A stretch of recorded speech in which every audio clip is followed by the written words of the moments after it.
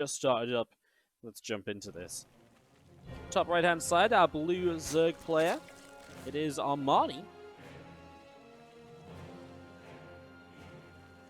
Taking on TY, our red terror on bottom left-hand side. This a bit of a rematch from that WESG qualifier that we casted at the start of December.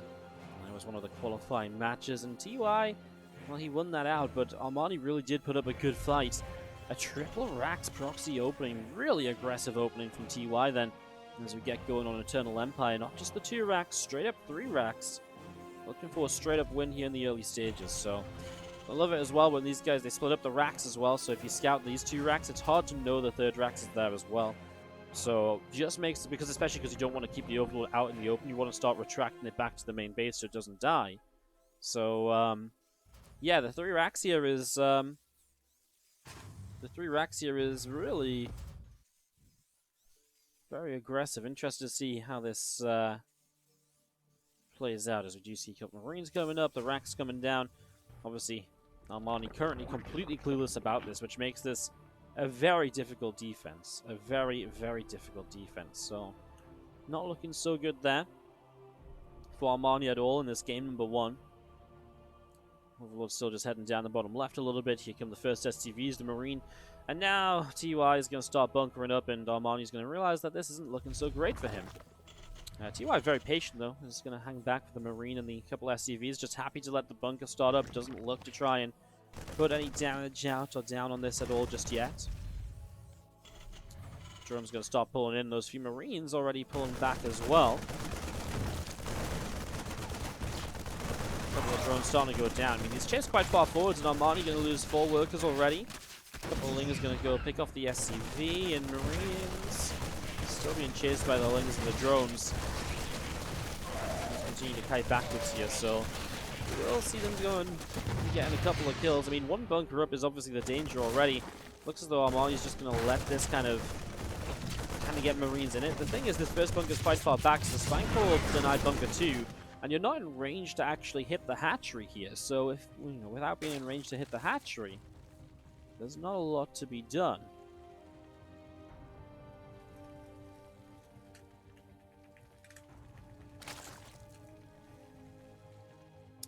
So it's going to see that bunker kind of setting up at the moment. Going to see some of these barracks.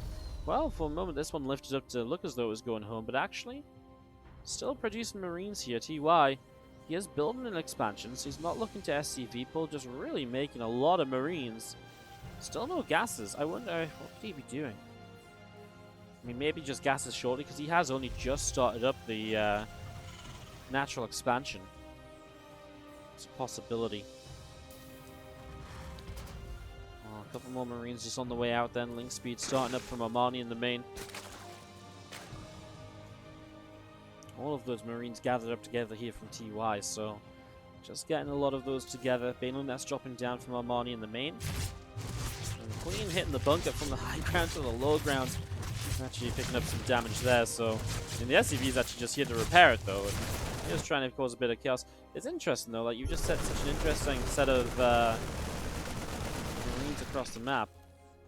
I'm gonna see a scan does pick off that Overlord, so supply blocks Armani.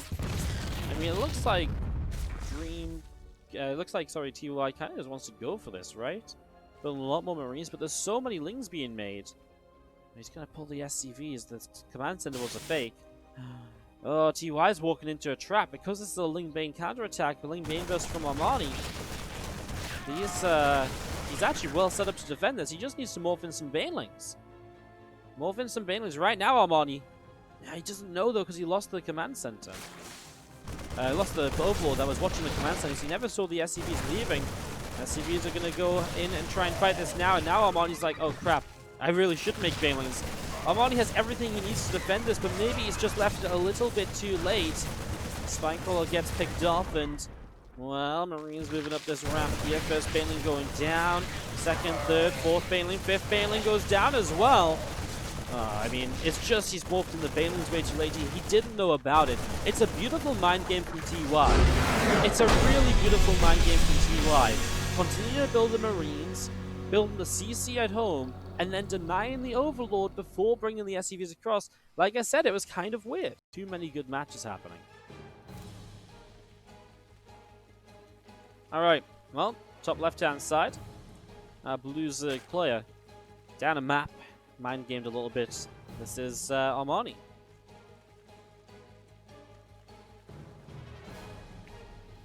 And in the bottom right, our red Terran player here is TY.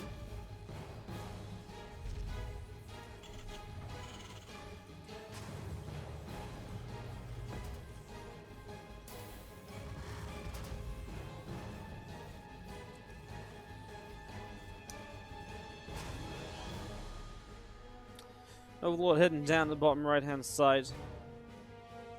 Look to see what's going on in these early stages, as we do have barracks dropping in at home, so not going to be a proxy this time around. So getting this set up here. TUI looking for a bit more of a regular game here on Simulacrum. Let's hope for maybe a bit of a longer one would be good.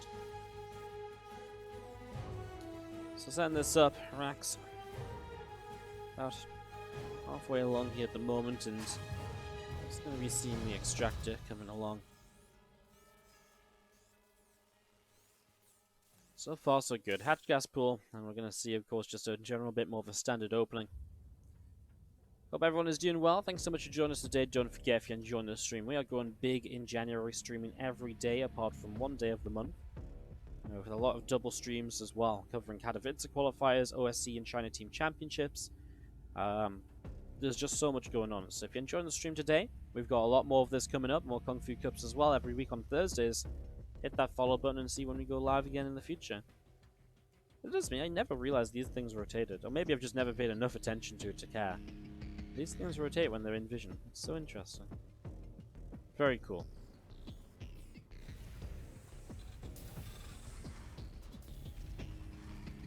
Well, Reaper here from TY is moving out towards the upper left-hand side.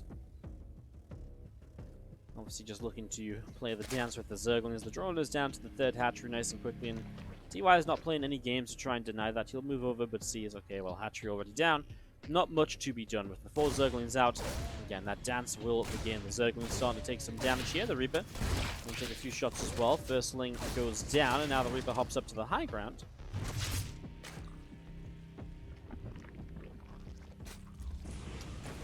Reaper 4 jumps down, so just about getting away there. Took one shot, which looked a little bit dangerous for a moment or two, but just about survived in the end. We do see link speed starting up, and, well, a couple more Marines just in production as well, right, as those lings nibbling their way through these rocks. Reaper looping back around for round 2. Pneumatized Carapace starting from Armani, so wants to get a good scout as to what TY is up to this game. And of course, as we go into, double gas, etc., even a third gas starting, it looks as though we're probably going to be seeing some battle cruisers early on. I mean, it's a very fast third gas, so absolutely feels like Fusion Core Tech Lab set up in towards BCs here. There's a factory still yet to move towards the barracks reactors, so not building Hellions yet. Building quite a few Marines in the early stages. Interesting. Maybe just afraid of something like a roach attack or so, but he's not seen anything to suggest that that would be the case from Armani. Obviously, if in a case of a roach attack, extra Marines are much more useful than the Hellions. As the Reaper comes around, couple of Queens firing away, Reaper taking some damage. And the extra drones continue to come on out here. As you do see the third base just setting up. Reaper all the way down the bottom side of the map, and yeah. Layer on the way up from Armani. Neil drops down, a couple of depots start to build. Marines just on the way up into the natural there. We do see this Reaper from TY continuing to move around, of course, and putting down a grenade. Reaper goes bopping around a little bit. Zergling's going to go chasing after that Reaper, and now he gets it. We'll get it just about there in the end. Another Zergling gets picked off. And the battle cruiser on the way here from TY as well, so battle cruiser coming up, and this is why he went third gas, because he goes for a second starport. So double battle cruiser on the way. Double battle cruiser on the way. That's definitely a bit of a unique build, and that's maybe why he's still building these Marines. Really, I mean, if you look at this from Armani, what has he seen? Well, considering he has pneumatized Carapace, he has seen everything. So he's had the full scout. So he knows what he's up against. He will instantly start the Spire. I mean, obviously for TY, a bit unfortunate as opponent gets to see this so early. Now Spores on the way up. Queens are already going to be well positioned. See why TY teleports with the first BC. Goes between the natural and the third, and that gives him a choice. When you see the queens on the third, you can then push up into the natural. And those queens have to kind of come around the corner here, whereas as the Terran, you just fly straight up. That's a couple of drones to start this then, and looks as though he's going to make his way in towards the main base, getting 4 drones, but I'll tell you what, that BC is already pretty hurt. 214 health left on it, and second BC is ready to go now, but obviously is he going to teleport it across the map? He will straight into the natural again. I mean, the problem is this first BC is so low anyway, that's guaranteed that's pretty much just going to leave. And this is a big investment early here from TY, which as the Spire comes up is not going to do as much as he would like, I don't think. I mean, these workers are nice, but again, Armani saw this coming, so he's just built queens and spores, and he's just been drawn up massively. So killing 12 workers, if this was like a single starport battle cruiser opening, this is brilliant. But because it's double starport, again, Armani knows that's a big investment, and he knows he doesn't have to worry about any sort of ground attack, and so he's just been able to be greedy enough to completely offset the damage which he's taken here, which is sort of inevitable damage, because he's put out damage onto these BCs pretty much consistently. You still take damage as the game goes on though, right? You can't necessarily just stop taking the damage as the BCs fire away. Some SCV is going to pull in and battle cruisers will be repaired.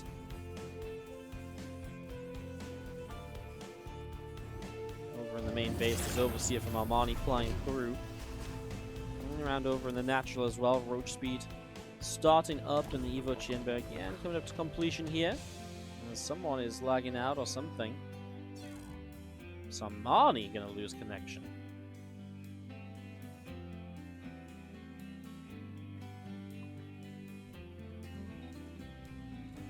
And he's back, and game pause. He's just gonna ask for a pause, maybe to check his internet.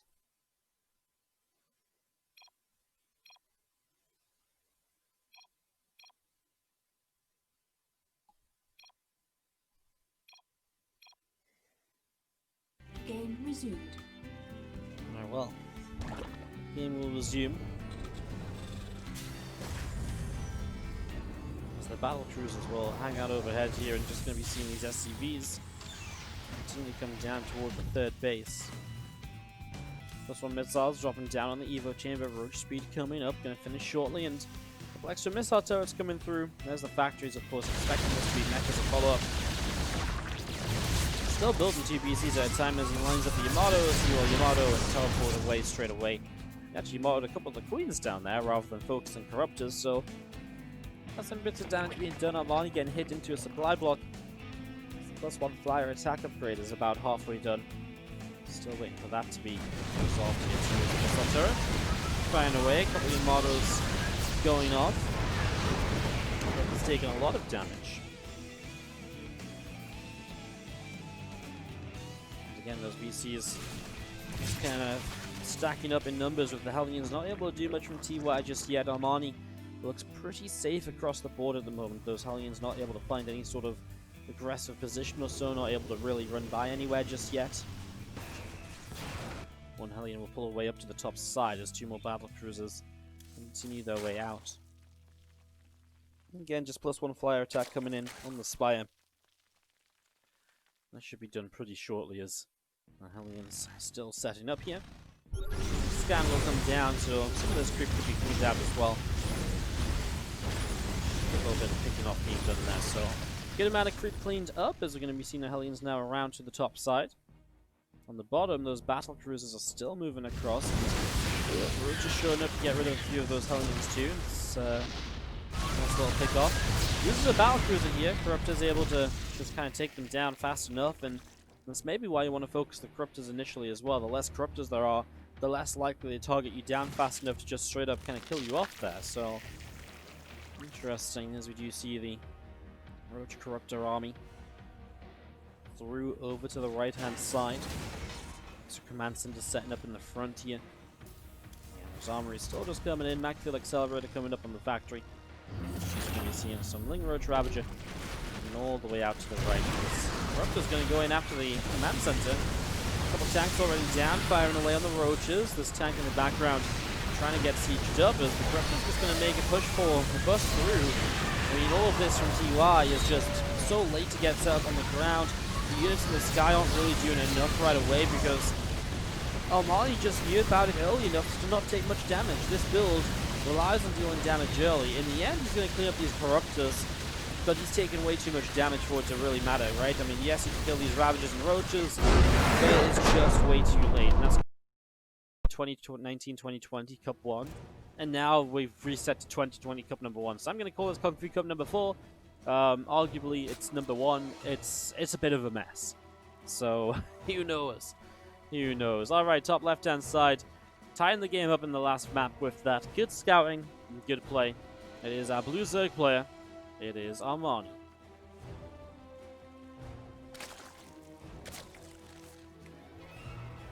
And in the bottom right-hand side from Triumphant Song Gaming, our Red Terran player is TY. Winner of this plays Cure, then. I mean, TY Cure would be a great TvT, but again, there's just so much going on to cast. We might actually just kind of extend the stream after the finals today and do some of the replays live. Because we used to do that for Kung Fu Cups when they were stacked like this, and it works out well. You know, you guys get a couple extra series.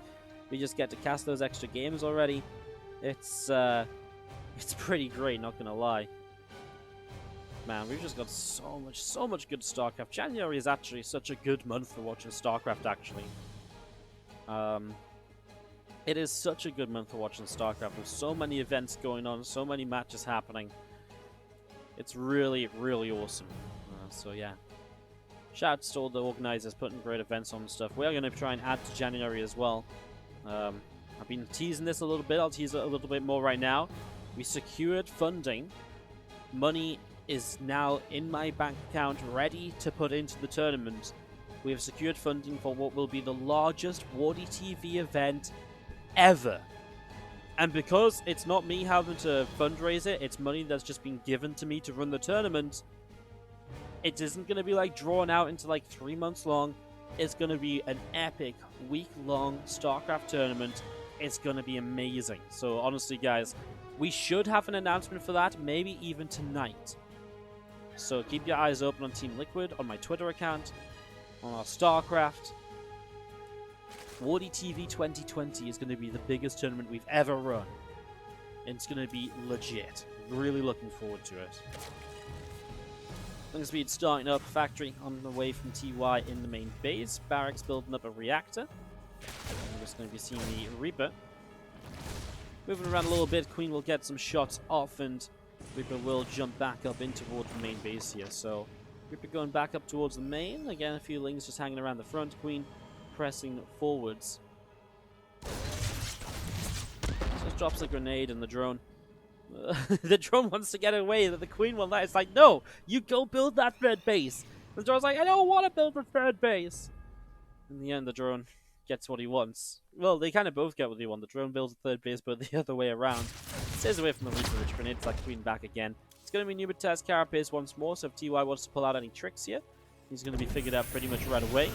And with no extra third gas coming into the game, it looks as though this will be a more typical battle cruiser opening rather than the double BC opening. If we see a fusion core, he's actually going to go Cloak Banshee. Ooh, cool way to switch it up. TY has shown us a little bit of kind of Banshee mech lately as well, so, you know, Banshee, Hyperflight, Rotors, and kind of play that out. It's been pretty fun as these Zerglings run by, and that's going to be a dead Reaper just like that. So that Reaper will drop down nice and easily. As again, 10 more drones on the way out, so 10 more drones coming into play. And down the left side, Nova will just off and away to go on a little bit of a scout, see what's going on.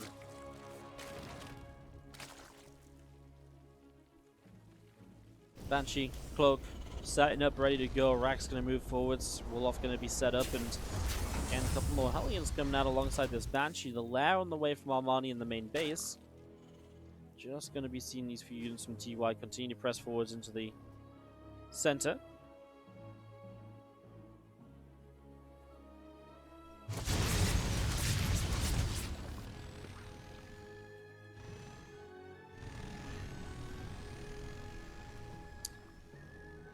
Hellions around the top. Banshee, a couple more Marines coming around.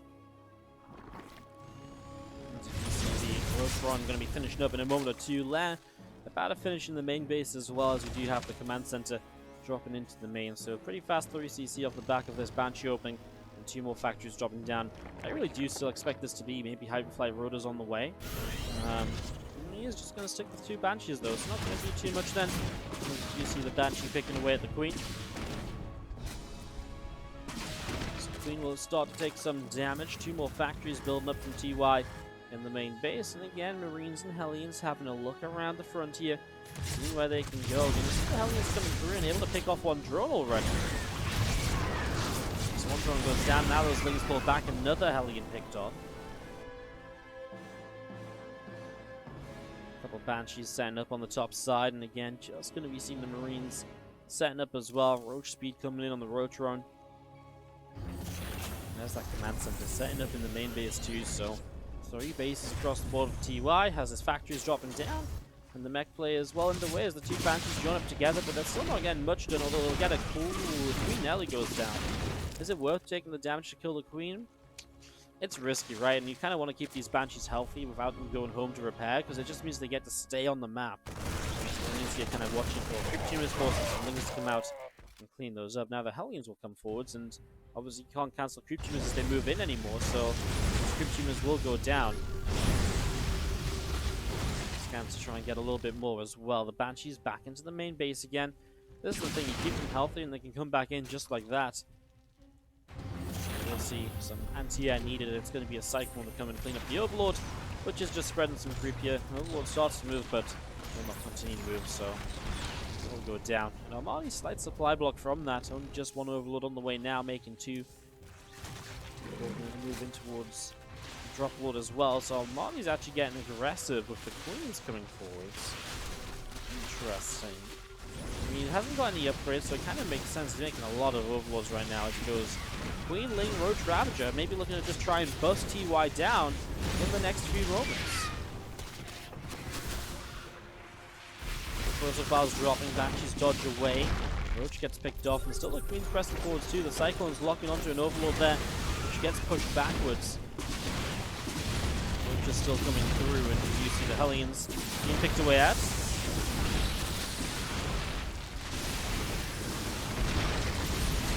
Cyclone's again just getting a lock on it, the Roach is still going down. Ravagers and Roach are still just pressing forwards.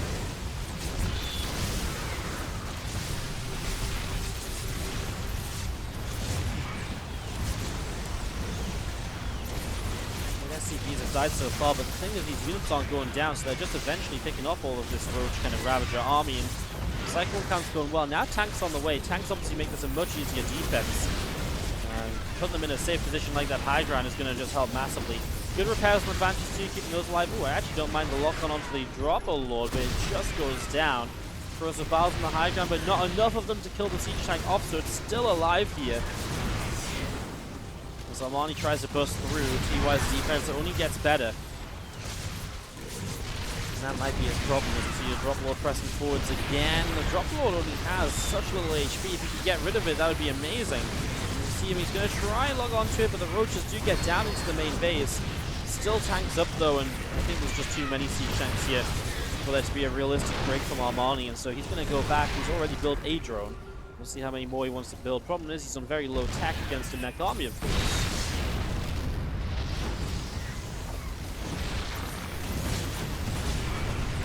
Cyclone's locking on, and Roaches continue to go down. Tanks again trading out with these Roaches pretty well. I mean, he's not sieged up right now. He doesn't really need to be. If he loses one of the tanks, I think that's completely fine for how many Roaches he picked up. Probably traded better than if he'd sieged up mid-fight, of course. Just going to be seeing the Cyclones able to lock onto a morphing Ravager, so that will go down here as well. Ravager picked off. Out in the center, still a few Roaches just gathering up together. So army of TY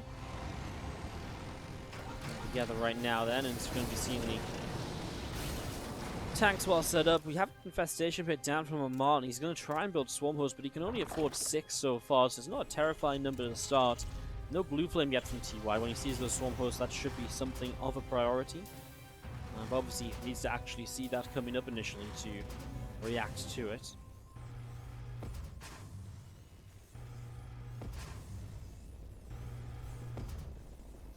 Supply goes dropping down. You have Cyclones locking onto the extra roaches here, so again, roaches just continue to go down. The Mag could accelerate, obviously those roaches take so much damage off the Cyclones. And that's the issue that Armani is facing here. Every time TY presses forwards, he gets a lock on, and he gets some kills. Blue Flame on the way, and he is going to start at least making preparations for those swarm hosts. But also, I mean, the blue flame just helps against the lings, what you're running in to try and tank for those roaches as well. As you're going to be seeing TUI.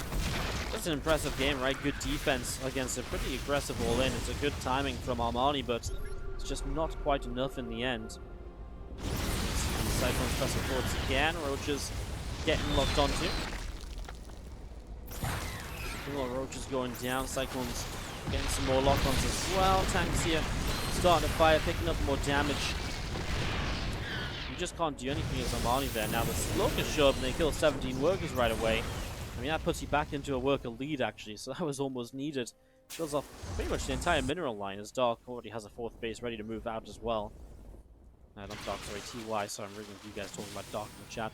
TY has a 4th base ready to move out for the 4th, so TY has that set to go.